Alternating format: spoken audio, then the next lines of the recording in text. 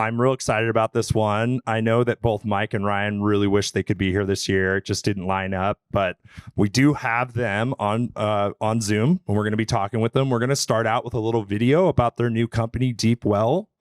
I've had this pleasure of knowing Mike for a while. He's been a longtime supporter of Treefort and Hackfort, and he's networked me with just a lot of some people you probably saw today at our event. And anyways, it's just a pleasure to work with these guys. And I'm really, Mike and Ryan, I really appreciate you guys taking the time to jump on with us after this video. So anyways, I have a few questions I'm going to ask them, and then we'll open it up to Q&A as well. This is a real exciting new venture these guys are starting. So let's roll the film.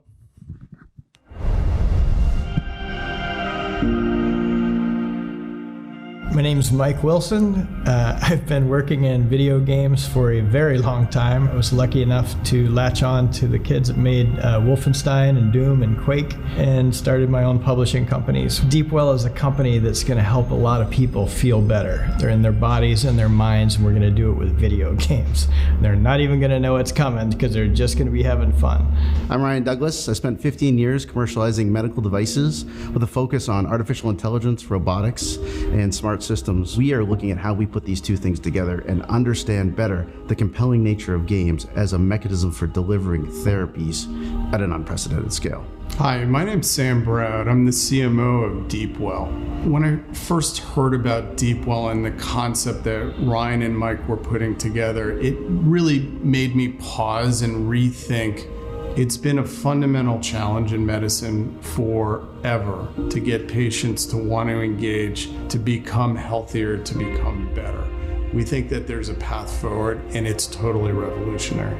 Hi, I'm Lauren Lanning. I'm a game creator and experience designer. As designers, we know how to get the attention, we know how to hold the attention, and where we're headed is we'll be able to turn what we would call a sustained experience into a sustained therapy. I'm Lisa Marin. I am a neuropsychologist. Deep Well aims to blend what we know about how the human brain learns with the intense engagement that games create. Hi, I'm Kate Edwards. I'm a 27+ year veteran of the video game industry. We're starting at the foundation with good game mechanics and sound game design with people who've been doing this work for decades.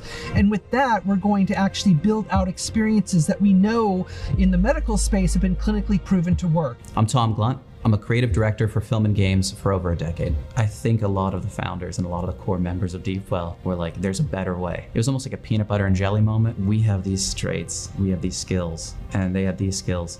Why aren't we already working together? It seemed obvious. There's an opportunity here to not only just have minute by minute or hour by hour treatments that happen, but you can be engaged for hours upon hours, days upon days, months upon months. And this treatment is really just having fun. Games allow us to tap into those reward systems, those dopaminergic and serotonergic networks that opens people up to think and behave in a new way.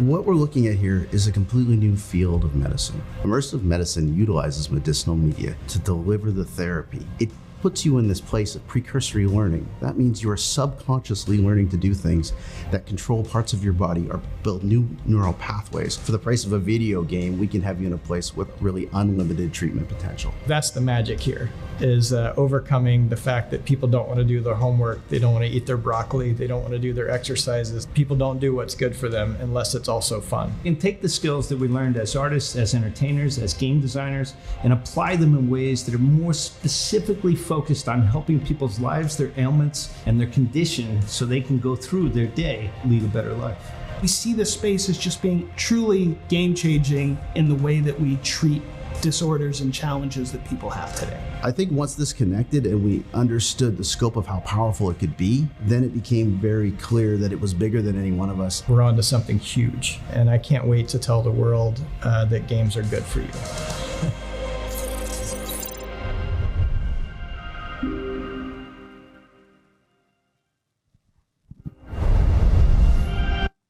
All right. Let's get Mike and Ryan on here. Can you guys hear us?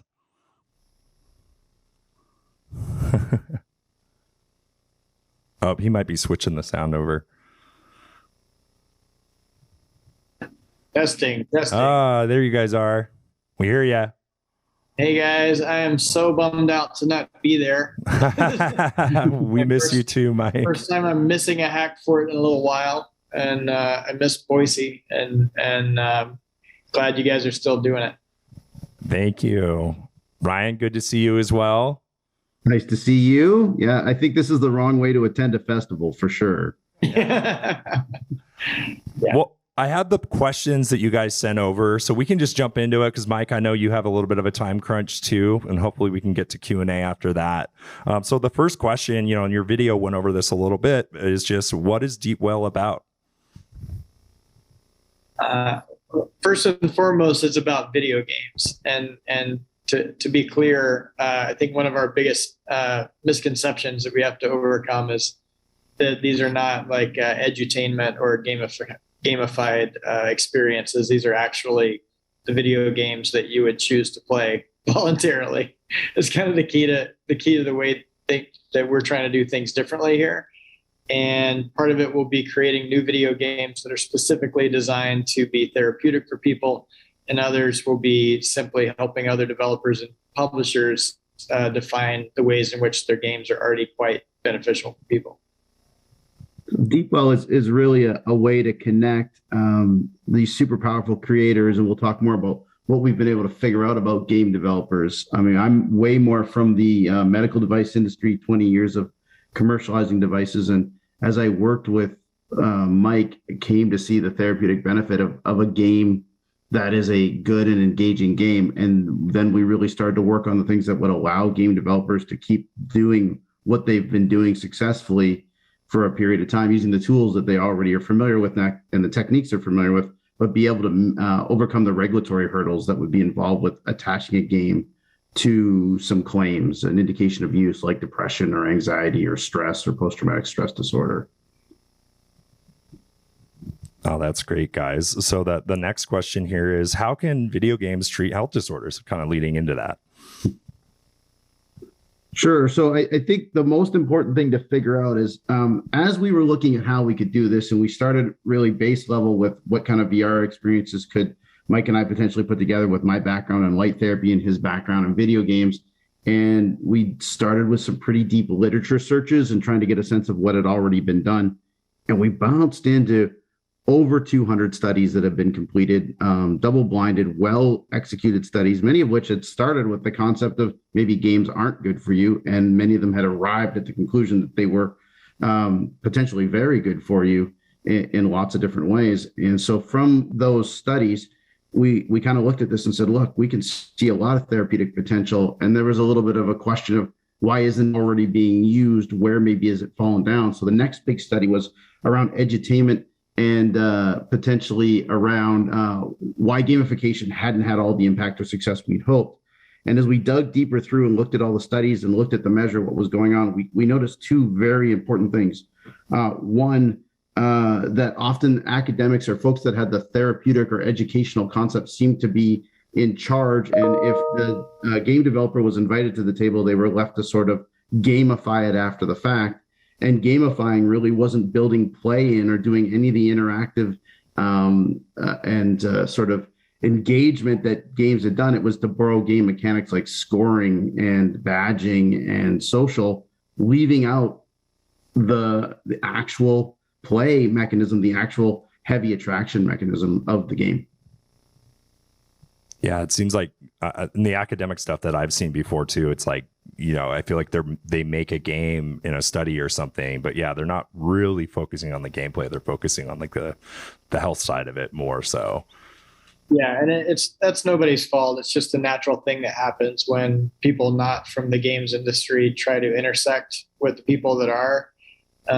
It's similar ugly collisions have happened with Hollywood trying to work together. And it's generally some directors that think an awful lot of what they do and not an awful lot of what game makers do, which in my mind is a much more complex art form because you're asking people to participate in it, which is what makes it such a powerful medium for what we're trying to do. Because just getting people to fully engage in this world where we're constantly distracted and have a hard time just having a conversation without looking at our phones. Getting somebody to fully just give their focus to one thing and work their way through a progression that's been designed with engagement and enjoyment in mind is half the battle. Oh, that's great. Well, the next question we have, and again, we're kind of moving into the same stuff here, is why do you focus on games first? Like, why is that important, guys? So it turned out there's a couple of things that are going on as we were putting this formula together that we started to bounce up against. There is a lot going on in deep neurological research at the moment and understanding how the brain functions. And it's sort of siloed, instead of with the psychologists and psychiatrists, it's siloed more with the neuroscientists and a lot around learning. It's something called precursory learning. So we saw this one group of studies and folks working around what happens when you are deeply engaged in something that you find pleasurable in the moment. So that's often building the kind of neurochemicals that would be associated with a reward mechanism of feeling really good about doing something. And in that moment, you become hyper available to learn on what looks like a subconscious level. So because you're engaged and thematically drawn in, some people call it in a flow state or otherwise, where it looks like you're losing track of time, sort of more deeply embroiled in the narrative, in those moments, you start to make neural pathways faster, and you are more likely to choose them as preferential pathways over time. So it turns out the quick answer to it is that without the play, the therapeutic benefit of the game, and without the attraction of a very, very good game, you're losing the majority of the opportunity to deliver the therapy. And the neurochemicals you're making while you're delivering the therapy can oftentimes themselves be the therapeutic. Yeah, no, I'm so excited about this. So the last one, going off of that is, what kind of games can be used? I mean, is it a certain type of platform or a certain type of game that you guys are focusing on? Recording in progress. That's perhaps the most exciting thing because a lot of people ask that question, and we make assumptions about what kind of games we must mean. A lot of people think, oh, it must just be puzzle games, or it must be just platformers, or some, gentle, friendly genre that a lot of people are like, well, that's not going to work for me because I like these types of games. And it turns out that, there are so many genres of not just video games, but play in general that work for people. And they're just like drugs or therapies. Like, no one thing is going to work for everyone. It depends on what brought you to this place where you're even seeking therapy in the first place, and a whole host of factors related to that as far as what's going to be the most compelling for you. And it can't just be like, oh, well, you had this experience, or you have this condition, and therefore you need to play this game. It's also only going to work if you happen to enjoy that type of game, right? Because if you're not participating voluntarily and having a good time, then you're just not going to be as open as you need to be for video games to actually have a positive impact on you and help you see things in a different way.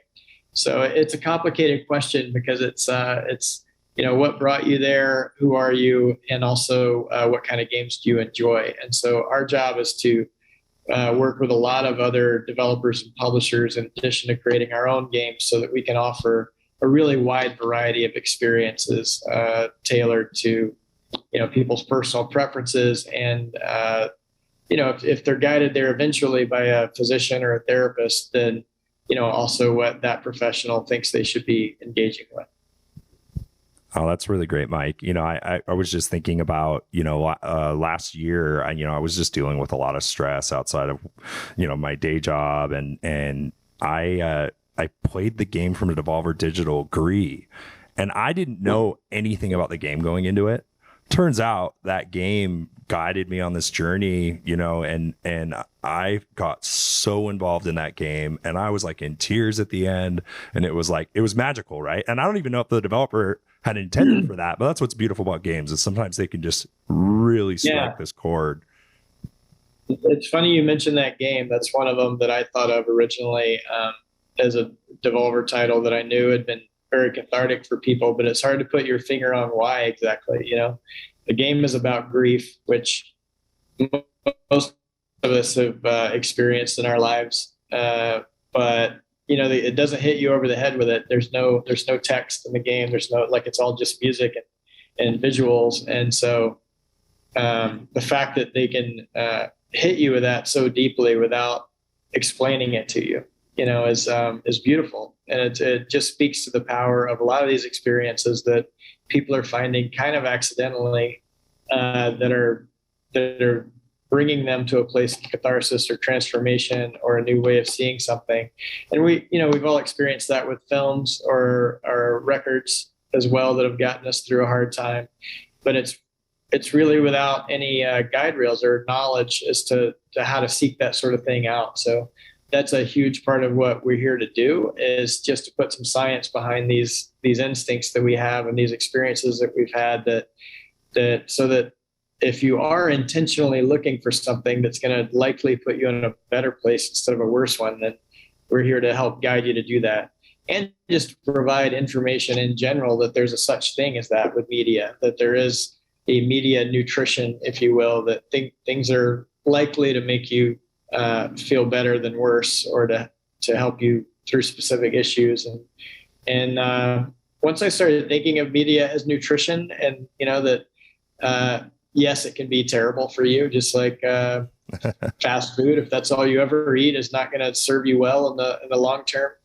I still love a Whataburger cheeseburger when I'm in Texas, but it's not. But I know that that's not going to serve me well if it's all I do. So because I have some some nutrition information, and I've gotten to know what works well for me, and food that actually gives me energy instead of taking it away from me an hour after that brief sugar high.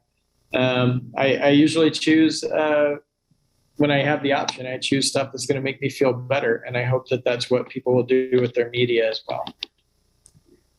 I think if you, Sean, look, I mean, you brought up Grease, and I think it's actually a really great example. You're not certain why it did what it did, but I'm going to break it down for you a little bit and see if this starts to help you understand the power of this. Was built obviously with some intent, but not specifically instructed as a cognitive behavioral therapy, but that's what it turns out to be. Through that game, you received agency. You made choices while you were self-actualizing and while you were recognizing in yourself things that you could relate back to, that were specific about traumas or hurt or challenges that you'd been through. That is not dissimilar from what would happen if you went and saw a therapist and they dissected down from the place of I'm sad or I'm depressed.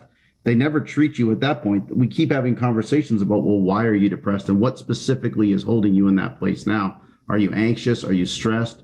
Do you feel like you're lost? You're lonely? And folks have been gravitating towards games and then staying with them, that they get what they feel is an emotional connection.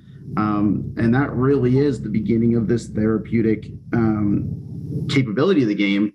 And then you're actually drawn in as well. It's still a game, and it's somewhere you wanted to go back.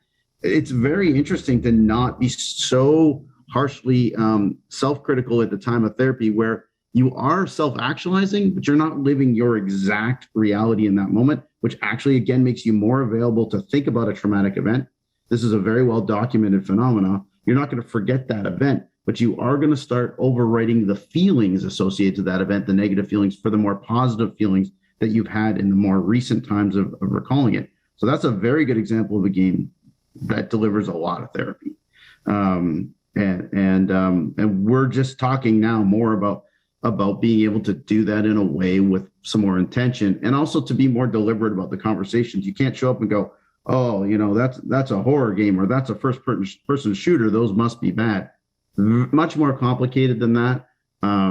Certainly there are elements in anything that you, as Mike says, that have to do with nutrition, but there's a lot of games like American McGee's Alice is a great example of this that was shown to me by Mike. And it was, when he first showed it to me, he's like, tons of people have written in and said this really changed their lives. And at first I was a little taken back. I'm like, what does this mean? This is so dark, but as I dug in deeper and we looked at really how that recognition, actualization, and agency works in a cognitive behavioral therapy standpoint, if you've come from a place of something dark that's put you there, you've been through something that's hard and that you perceive as maybe that's not seen as normative to society, that's going to be a relational place where you can do self-actualization work and start to move yourself back out. And you can't do that work if you feel like your thoughts are dark or wrong on the way out there. So something supporting you, helping you feel good about how you feel about the learning and the process you're going through, that's relatable. Those are all very positive steps to feeling better. Oh, that's really great, guys. Yeah, that was the game when we were talking about what you guys were working on. I was like, Greek. Yeah, that was a game that shocked me. And some of the archetypes in that game were very, we've seen them a lot in movies and all that, like the hero's journey and all that. I saw those things, but man, I felt like I was in the game. I was that character, not let alone the music and the artwork and everything were just top notch. Right. And that's important too. I think you guys are, Mike, I know from your background, you guys have always done such a great job finding these small developers that really have some talent. And I'm excited to see who you guys work with to bring out stuff to this platform. Do you guys, I'm going to open it up for questions. Is there anyone in the audience have a question for Mike and Ryan? So I just want to start off by saying that I played Gree about a year ago, and it was such a beautiful experience. I was right there with you tearing at the end. It was a great game. But I kind of want to ask a question more about your vision for your company and exactly what service you're going to provide. Because for me as a gamer, growing up as a Generation Z, I started studying about flow state and more specifically FIRO. I'm not sure if you guys have that on your radar, but FIRO is the feeling of accomplishment when you've done something. And a lot of people are studying and figuring out that this actually has positive impacts towards mental health. And not a lot of people actually feel FIRO in their life. It's kind of rare nowadays to feel that real, true sense of accomplishment, but video games can give you that.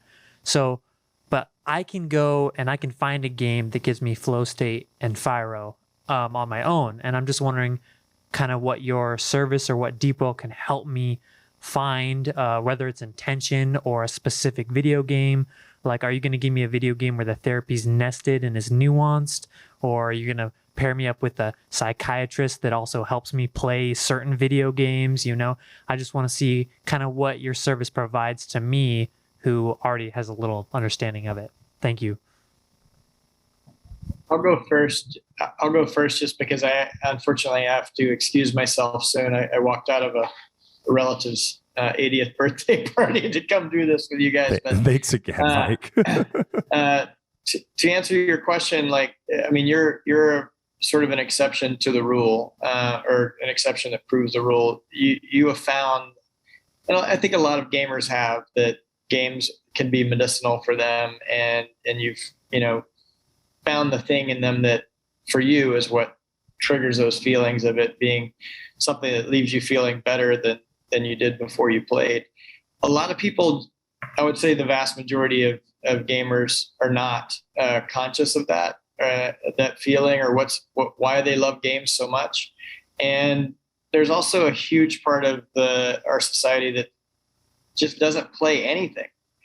Like, not only they don't get the sense of accomplishment that you're describing, but they're just not playing as adults. They're not playing music. They're not playing sports. They're not playing board games. They're not playing, period. And so I think that's a big part of why we're seeing so many people come unraveled as a society. We became so work focused and so things focused, and got so comfortable in our isolation that if you're not playing video games online with people or having some other sort of social connection related to that, especially when you don't have a choice but to be home or isolated from your immediate community.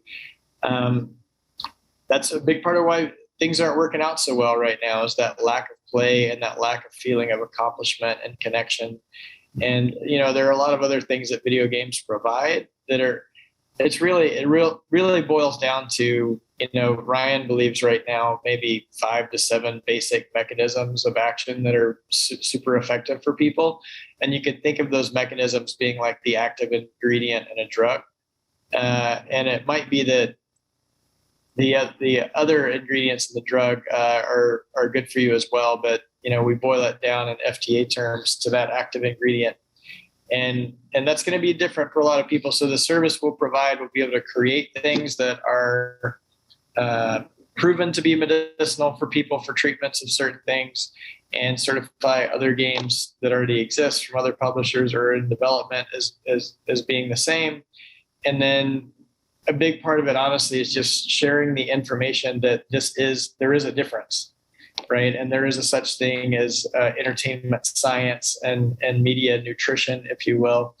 And like Ryan and I are strongly in agreement that if we end up being the 10th biggest company in this space in 10 years or 20 years, we would be very pleased with that, because that means that the word got out and more people are not only creating with intention to benefit people, but consuming with that intention. So that's a big part of it, is like, even though you might already find a game that's beneficial for you, there's a difference when you come to it with that intention. When you're like, I need to chill myself out. I acknowledge that I am slipping into depression, or that I'm crippled with anxiety, or I'm battling addiction with something that's going to harm me physically. And you go to this, whether it's therapy or medicine or meditation, whatever it is that you're going to do to just the fact that you're going into it with that intention, that you acknowledge there's a problem, and you're consuming whatever it is you're consuming, or participating in whatever you're participating in to address that. That's huge by itself. That is making a step in the right direction, and that has also been well documented. As part of why placebo effect is such a powerful thing. It's that intention. It's us going, I am here to help myself, and I'm taking a step to do that. Is powerful in itself. So I feel like, for me personally, I feel like that's a big part of our job, is just to go, hey, everybody, there is a difference. Yeah. And these are the differences according to science as we see it right now. And I would imagine that our journey as Deepwell, with our science team and with other companies that hear about this and want to engage with us, we will be surprised. We don't have all the answers today, and we cannot wait to be surprised and to keep adjusting as science does, and I'm super excited for the first time in my life to be on that side of the table where I'm engaging with people that have been working to help people all of their lives. They've dedicated their education and their vocation to that their whole lives. And then I've got these people from my world that I've been working with forever that didn't necessarily do that with that intention, but they've been unintentionally or perhaps subconsciously helping people their whole lives with the crafts that they've honed. Oh, thank you so much, Mike. Well, if you have to get out, I just want to give you a quick round of applause. Thank you so much, guys. And hopefully we will see you next year, right? We'll be absolutely. In touch, I love me some Boise. I really feel like it's another spiritual home for me, and Tree Fort, Hack Fort is the best time to be there. And I was really hoping Ryan could bring his family there to experience what I have with my family, and he couldn't make it this year, but hopefully we'll all come out, and see you guys in person, and in slightly less dangerous times. Yeah, no, we totally get it. And, it's been an amazing Tree Fort so far, just so you know. Like, our launch party, we went through the keg in like less than 2 hours. So I was like, okay, people want to come out. Sign. Yeah. So not necessarily in my family, but for yeah. you. Yeah. It's a barometer. Right, thank you very much. Ryan can take it from here. Thanks, Mike. Really we have another question over here.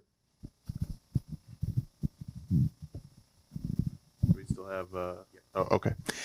So I think it was actually you who mentioned this, and I noted it down because I wouldn't have remembered otherwise. But the phrase was make neural pathways faster and choose them more over time.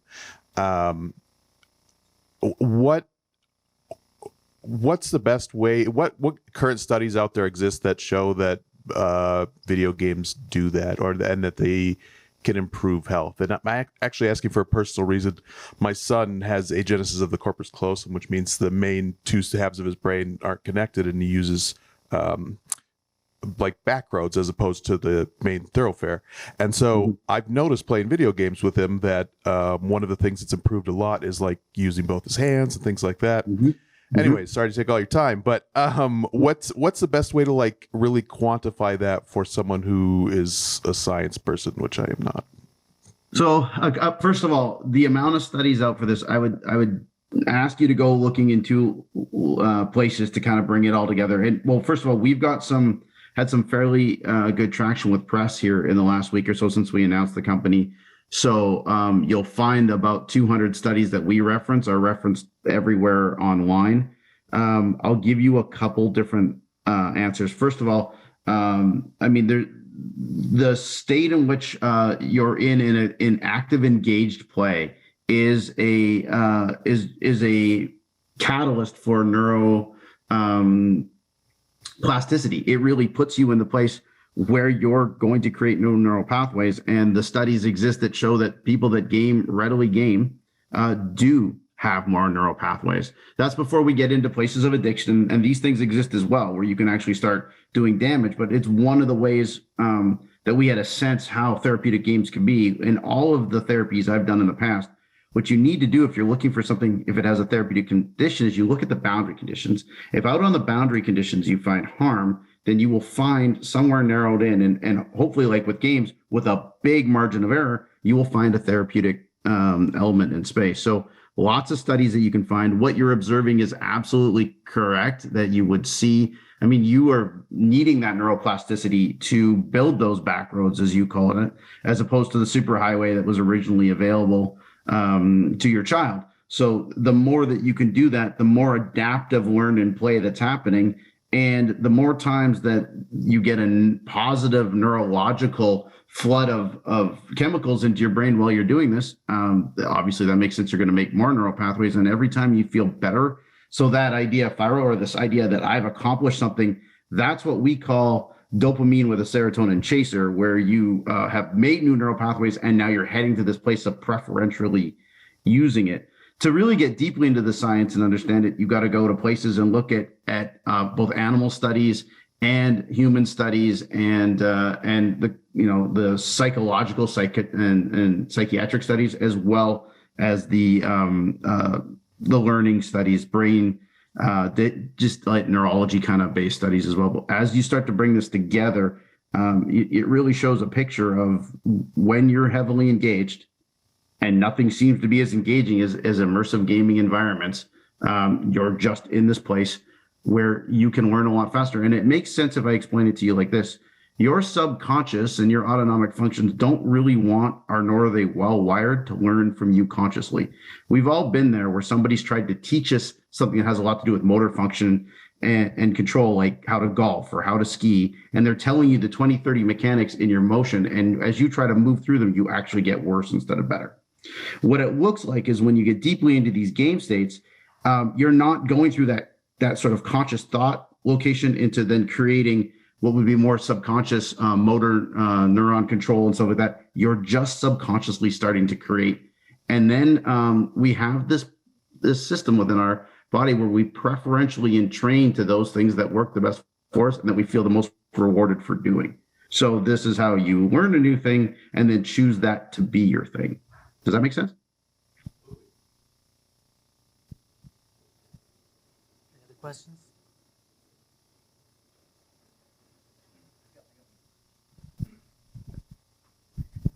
Hey, can you hear me? Basically, my question is the platform that you focus on mostly. Is it traditional platforms that we're used to now, or are you shifting more into VR or augmented reality space? Yeah, great question. So we started in VR because what we wanted to do, and I want to answer back a little bit about our delivery too, because you said back to the platform.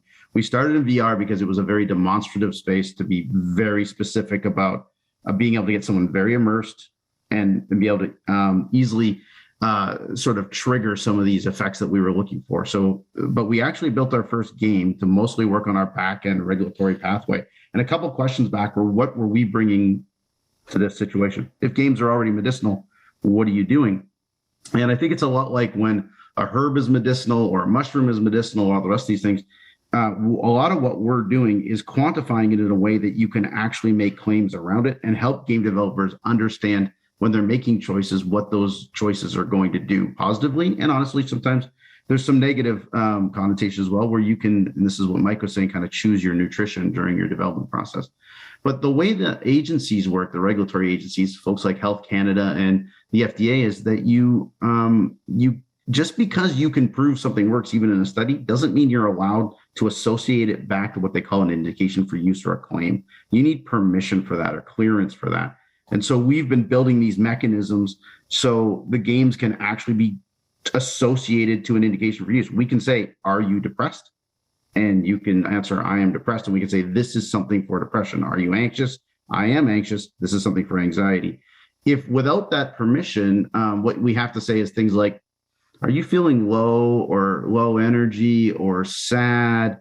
And the truth is, as people get more and more depressed and anxious and stressed or dealing with post-traumatic stress disorder or suicidal ideation, they don't relate to soft words for hard feelings.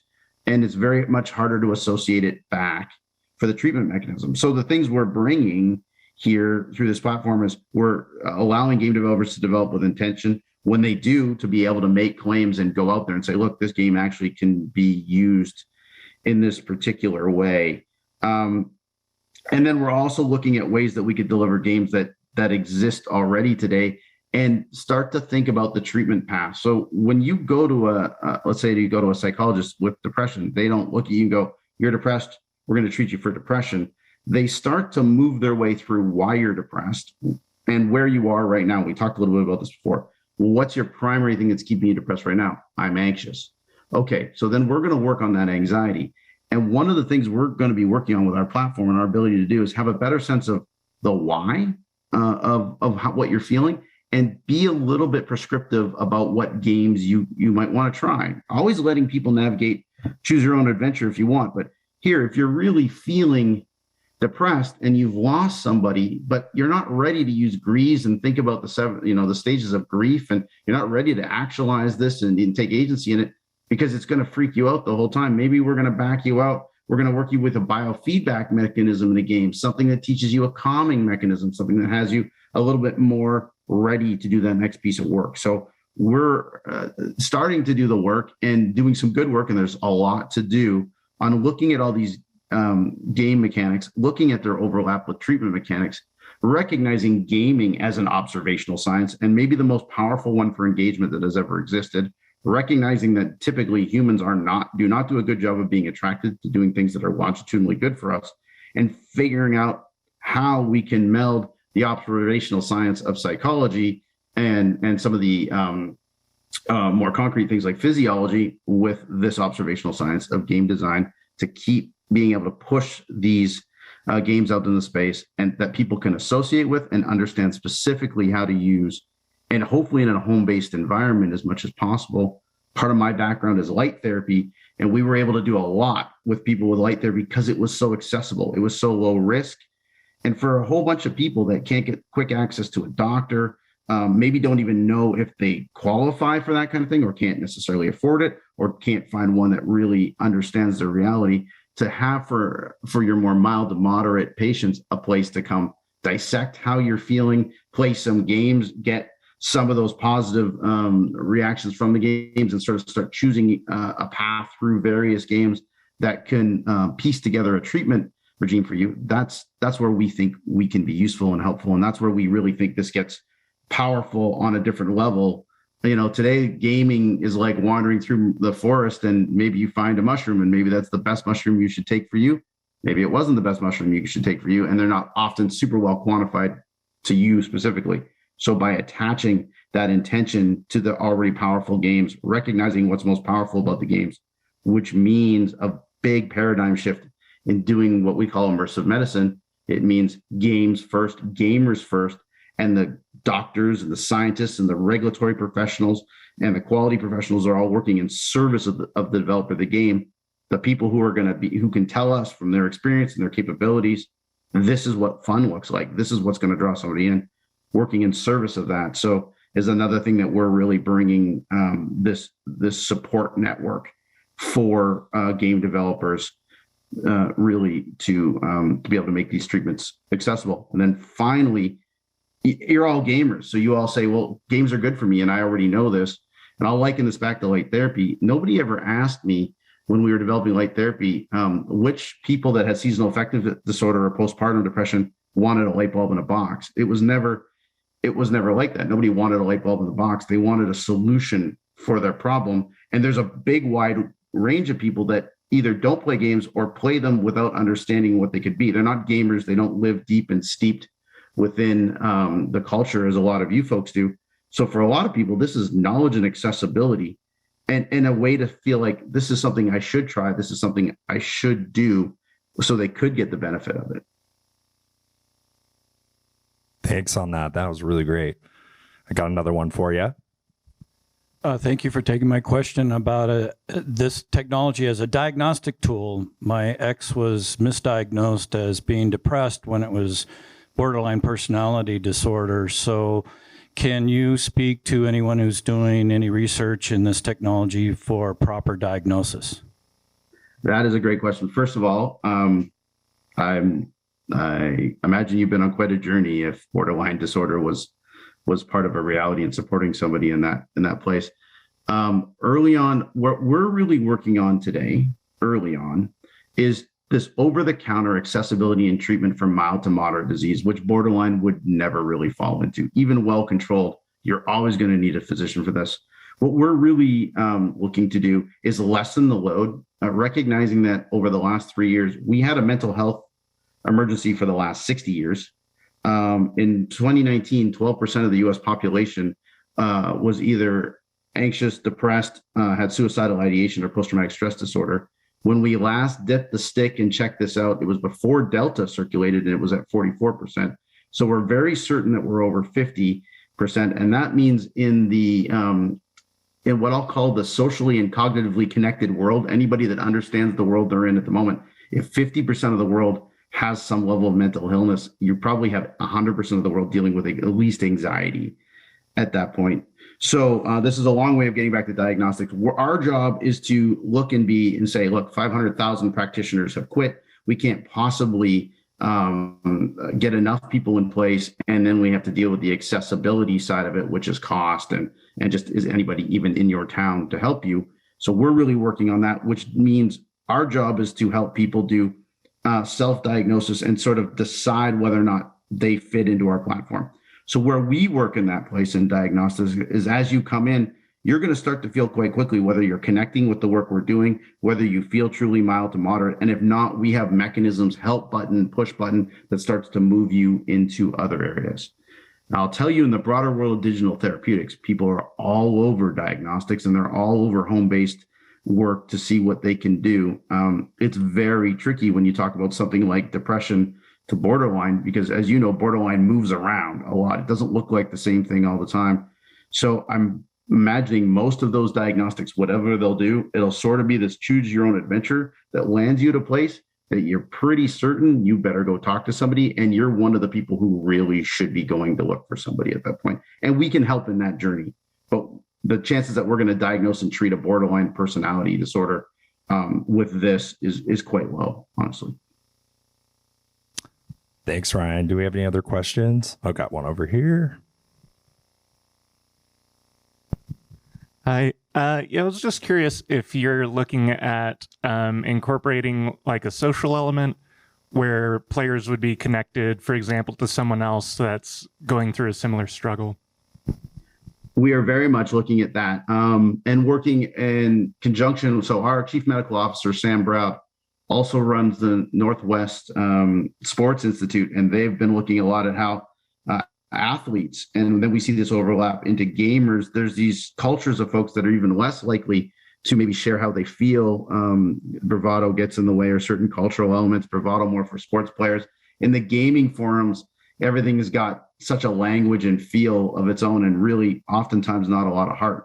So socialization is one of those elements we're looking at, but we're moving cautiously, and we have ideas, but we're still trying to figure out, workshop through how are we going to help let this community exist in a way that it can support one another. but it doesn't degrade in a certain way. And we think that's going to be through a series of moderators and helpers and people that gain social stature within that group. The more they help, and the more they help, the more they can upvote, and the more they can upvote, the more the person who's being upvoted is suggesting to push that button and go get shifted more to somebody with training and help. And if you're someone who doesn't play nice in that environment, we're actually not going to kick you out. We're going to start to use some natural language processing and limit your ability to be really responsive to other people, but always be able to put your own plea out there. And again, be upvoting you for help, because bullying in itself and a lot of this behavior, we don't believe what we're going to do is slam the door on you. We're going to silence you from hurting other people and keep you part of the community and offer you help and a track where maybe you could someday become a mentor for other people that are having the same challenges as you. All very theoretical. Lots to think about on how to do it in a way that is safe for folks. Because, I mean, those social elements, I think we're seeing right now that social media has shown that when I talk about those border conditions and how powerful something can be, you can see when it's unchecked, run through capitalistic eyes, or done without the best intent. There you see how powerful media is on the border condition where it's hit harm. So we've got to figure out how we get people interacting in a way, in a closed and functional community. Too many rules, people aren't going to want to do it. And so there's a lot to think about yet on how we can truly be helpful, but it's very much on our minds. Hi, I am a mother here with my son, and he's a pretty dedicated gamer, so a lot of time on screens. And obviously, as a mom, I have concerns about that. And obviously, as a human, I'm here because I see that there is benefit to what he's doing, and I'm interested in that side of the story. Is your service going to provide the mothers of the world who are concerned about our teenage sons any sort of avenues that we can direct them? Can we be like, hey, you can choose video games off this list? Or is it like organic certification for video games so we know where that nutrition is? We definitely are looking at down the road. I mean, it's going to take us a couple of years to land at the place that we could do the good housekeeping seal kind of thing. But I think we're going to be able to do some things early on. I have 3 boys, twins who have just turned 18, who are high functioning autistic and really attracted to media, and a 14-year-old who likes to try to write his own games and those sorts of things as well. And we have a lot of conversations just like normal parents do. I think there's a couple of things we're going to be able to do. We're going to be able to better quantify what good for you and bad for you in a game means. As an example, my 2 18-year-olds who are special needs that are never going to really play on a team in a team sport and have a social reaction of working in a team environment towards a success. So when someone says to me, well, what did you let them do on Call of Duty? I'm like, well, they played with a very specific group of friends and they did a very specific thing. And what was most important is they were getting a social interaction that challenge condition was managed in a way between their peers and the gaming mechanism where it wasn't so easy that it didn't have any reward, and it was attainable for them to be successful. And they're getting the verbal high fives, they're getting all the feedback and getting a sense of what it means to the value of not being socially isolated with your ideas and your implementations. So we are going to be doing work with that. And I feel like one of the things that would be very valuable for labeling games in this way is not just, oh, this treats, depression or anxiety, but, this really is coming from a place where it is more of a create than consume space, where we've been thinking a lot about, we like Minecraft because you create all day, and we don't like this game because it looks like you're consuming. But if while you're consuming that game, if you're creating new thoughts and beliefs and mechanisms around yourself that are healthy, you're back in that creative space, and we're going to want to promote some more of that. I'm also going to tell you all of the games we do have a beginning, middle, and an end. So we're not building worlds and these things that are so immersive that you can choose them over reality. And we're never going to stop saying that we want you to play these things. We want you to be heavily engaged. We want you to have a lot of fun. And we'd like you to go outside and do some other things too.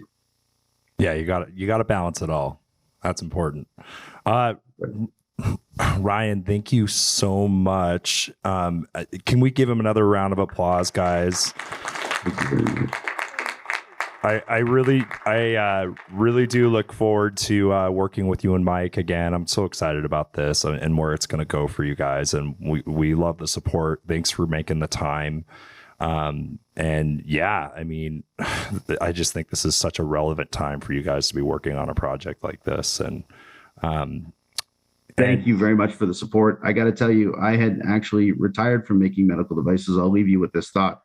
For all of the almost 20 years I did it, and I felt like we had done a lot of really great things. But what was obvious to me with 27 medical devices in the field commercialized and being used is that we had not cracked the code to engagement. So during clinicals, we would watch you do a thing, and then we'd turn you loose on your own. And it was very, very hard to get you to keep doing that thing that we had held you, somewhat accountable to. And the industry wasn't really being incented to move forward.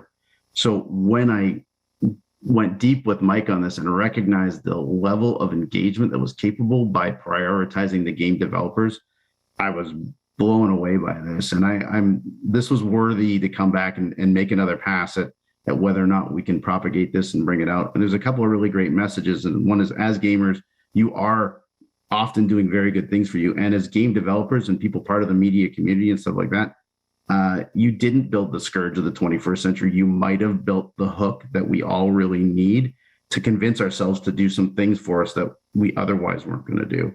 And that, and there's a lot of people building with good intent. I was super excited to meet the indie community through Mike, and really folks have been just so supportive of this that it just keeps dragging us deeper in wanting to make it go harder and faster. And you can see it's not just Mike and I. There's 50 folks, all of which are medical and gaming veterans from just playing from the top of their game, that volunteered for over a year to put this together to make it go. When we were just trying to answer to the medical health emergency, we weren't sure we were going to make it the thing we've made it now, but so much support is drawn us that way. So thank you all very much. And, keep doing what you do, because it's powerful, and we're going to understand it better and better over time, and we need it. Thank you, Ryan. Hey, one more applause. Hey, Ryan, real quick, is there if anybody wants to reach out or connect with you, is there a good way for them to connect? Social media or email? You can find me on LinkedIn, and I will definitely just tell me we saw each other here, and I would be really happy to connect with you. We have a website, which is DeepWell DTX. Delta Tango X-ray, that would be for digitaltherapeutics.com. And that's got a lot of information, a little bit of information. It's mostly directed right now at developers, because we're really working on these relationships. The only way to scale is to teach a lot of people what we know how to do. It's a teach a person to fish mentality versus us just keeping it all to our chests and to ourselves. So we're mostly focused there, but there's a little bit of information. And just Googling DeepWell DTX2 is, over the last couple of weeks, has brought quite a bit of information up. But I'm right there on LinkedIn. I'm also on Facebook. I don't go there very much. Mike lives and dies on Facebook. He's very findable. He's on Twitter too. You might get a chance to see him in a dress. It's a good thing. I suggest you try that. All right. Well, thank you so much, Ryan. I look forward to chatting again soon. Thank you, guys. All right. Have a good one. Have a great time at the festival. Yeah, we will. Bye-bye. All right, guys, that's a wrap. That's it. Thank you all so much for coming out. And please, tomorrow there is still board game brunch is happening at White Dog Brewing if you want to play board games and get some food. And the Boise Land's also going on as well. So have a great one, guys. Thank you.